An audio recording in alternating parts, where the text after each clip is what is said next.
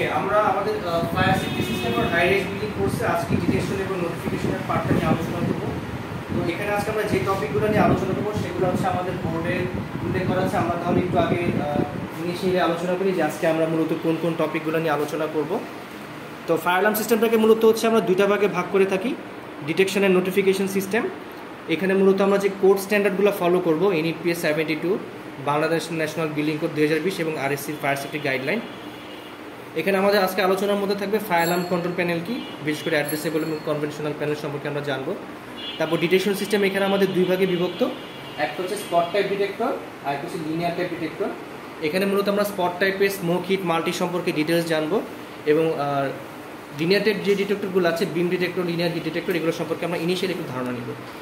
দেন আমাদের পরবর্তী টপিক থাকবে RSC সাবমিটাল ডকুমেন্ট। এখানে আমরা মূলত ফ্যাক্টরি ইন্সপেকশন, অডিট ক্যাপে যে সমস্ত ডকুমেন্টগুলোর জন্য আমাদের জমা দিতে, এগুলো আমরা দেখব। তারপর আমরা পড়বো সিলিং জিওমেট্রি, মূলত যে সমস্ত ডিভাইসগুলো আমরা সিলিংয়ে বসাবো এর জন্য তার আগে আমাদের বিম, সলিড জয়েস কি, পার্টিশন কি, শেড কত রকমের, ফল সিলিং, বিশেষ করে অ্যাবভ ফল সিলিং, বিলো সিলিং সম্পর্কে আমরা ধারণা নিব।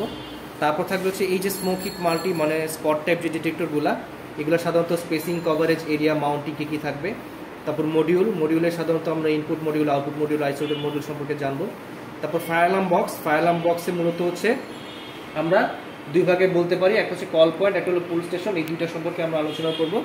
তারপর নোটিফিকেশন ডিভাইসের মধ্যে আমাদের সাউন্ডার থাকবে, স্ট্রোক থাকবে, সাউন্ডার উইথ স্ট্রোক থাকবে, স্পেসিং, কভারেজ, ইনস্টলেশন, কশন, মানে এগুলো যখন আমরা ডিজাইন বা ইনস্টলেশন করবো কিছু সতর্কতা অবলম্বন করতে হবে। তারপর থাকবে হচ্ছে fire alarm control panel calculation, যেখানে আমরা ব্যাটারির ভোল্টেজ অফ ক্যালকুলেশন আমরা তিনটা মেথডে আমরা একটু আলোচনা করব, ম্যানুয়াল, এক্সেল এবং কমিশনিং সফটওয়্যার মেথড। তো মূলত আমরা এখানে এক্সেলটা দিয়ে পড়াবো, যারা এক্সেলটা খুব ভালো করে বুঝবে তারা ম্যানুয়াল ক্যালকুলেশন অটোমেটিক বুঝতে পারবে, কেননা ম্যানুয়ালের একটা টোটাল ক্যালকুলেশন আমাদের হ্যান্ড নোটে ইন ডিটেলস বলা আছে। অ্যান্ড ফাইনালি ডিজাইন মেথোডোলজি, মানে আমরা যখন একটা প্রজেক্টের ফায়ার অ্যালার্ম সিস্টেম ডিজাইন করব তখন এখানে মূলত হচ্ছে আমাদের আর্কিটেকচার, স্ট্রাকচার এবং ফায়ার, এই তিনটা লেআউট কমপ্লিট করে মূলত একটা প্রজেক্টের আমাদের ডিজাইন সাবমিট করতে হবে। তো এখন এখানে মূলত আমরা আমাদের কোর্সে যে হ্যান্ডনোটগুলো আমরা দিয়েছি সবাই একটু ফলো করবেন। যে হ্যান্ডনোটগুলোর মধ্যে যে টপিকগুলো পড়ানো হবে সেগুলো আমাদের অ্যাজ পার NEP রেফারেন্স ধরে হচ্ছে সব বলা থাকবে যে NEP কোন কোন চ্যাপ্টারে মূলত আমরা এই টপিকগুলো পড়ব। তো এখানে আমাদের NEP 72 একটু স্ন্যাপশট দেওয়া আছে টিভি, আমাদের যে মনিটরের মধ্যে।